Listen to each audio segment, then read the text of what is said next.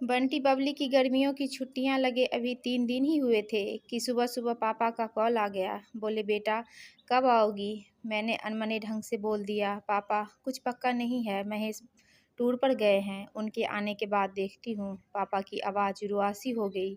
बोले बेटा तुम्हारी माँ नहीं है तो क्या हुआ, तुम्हारा मायका तो है और मैं तो हूँ। महेश से बात करो और जल्दी आ जाओ। मैं जी पापा के आगे कुछ बोल नहीं पाई। जब तक माँ थी उससे रोज़ फ़ोन पर ढेरों बातें किया करती थी। साल में एक बार गर्मी की छुट्टियों में मैं पूरे 10 दिन के लिए मायके जाती थी। वो खुशी किसी जन्नत से कम नहीं होती थी। बच्चों से ज़्यादा मुझे गर्मियों छुट्टी का इंतज़ार रहता था। पर जब से माँ गई मेरा मायके जाने का मन ही नहीं करता। ऐसा लगता है जैसे मेरा मायका ही ख़त्म हो गया। एक सूनापन, एक खालीपन-सा मेरी ज़िंदगी में भर गया था। पापा एकदम शांत स्वभाव के थे और कम बोलने वाले थे, पर सबकी ज़रूरतों का पूरा ध्यान रखते थे। ऐसा नहीं कि मैं पापा को प्यार नहीं करती थी, पर बचपन में से मैं माँ से ज़्यादा करीब थी, या यूँ कहूँ कि वे मेरे दिल की सबसे करीब थी। अपने सारे सुख-दुःख एक सहेली की भाँति मैं उनसे साझा करती थी।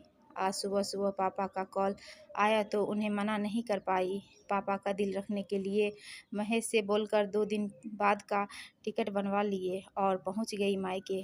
जैसे ही दरवाजे पर पहुंची, माँ की याद आ गई। ऐसा लगा जैसे वो अभी बाहर निकल कर मुझे गले से लगा लेगी।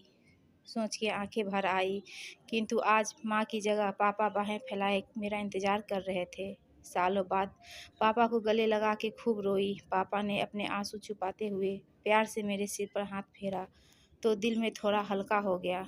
बहुत दिन बाद पापा को देखा, कमज़ोर लग रहे थे। वैसे तो भाई भाभी और पापा सभी मेरा बहुत ध्यान रख रहे थे।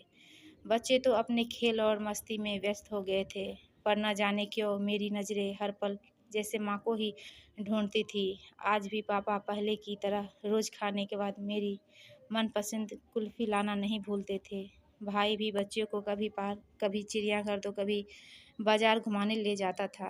भाभी भी रोज़ मुझसे पूछकर मेरी पसंद का खाना बनाती थी। सब कुछ पहले की तरह ही था, बस माँ नहीं थी। इस बार मायके में मेरा दिल नहीं लग रहा था। माँ की कमी मुझे बहुत खल रही थी।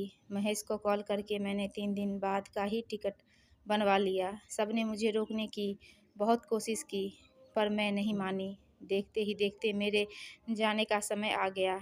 आज शाम की ट्रेन से मेरी घर वापसी थी। मैंने सामान पैक करके रख लिया था, बस पापा का इंतज़ार कर रही थी। पापा न जाने सुबह से बिना बताए कहाँ चले गए थे। उनका मोबाइल भी नहीं लग रहा था। मन घबरा रहा था, बिना बताए आखिर कहाँ गए। इधर मेरी ट्रेन का समय भी होता जा रहा था। समझ नहीं आ रहा था कि क्या करूँ।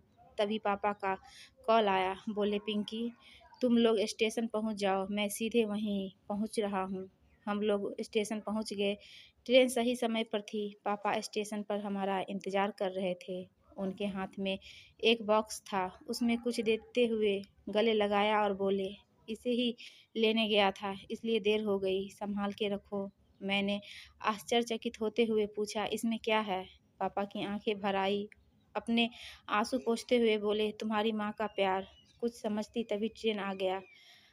हमें ट्रेन में बैठा के पापा और भाई ने विदा कर दिया। मेरी नज़रें से ओझल होने तक पापा वहीं खड़े हाथ हिलाते रहे। मैं भी एकटक न जाने कब तक बाहर खिड़की से उन लोगों को ही निहारती रही। तभी बेटे ने आवाज़ दी और मेरे हाथ में एक चिट्ठी थमाते हुए कहा मम्मी नाना जी ने ये आपके लिए दिया है। मैंने तुरंत चिट्ठी खोली। मेरी प्यारी बिटिया रानी सदा सुख खुश रहो।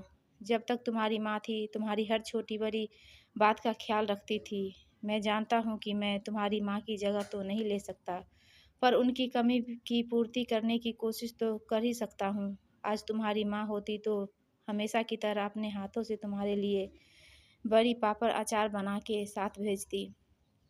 माँ के हाथ का तो नहीं, पर उसके स्वाद जैसा सब बनवा सामान एक दुकानदार से बनवाने की कोशिश की है। उम्मीद है तुम्हें पसंद आएगा। और हाँ बेटा, माँ नहीं है तो क्या हुआ, तुम्हारा मायका है और हम तो है ना।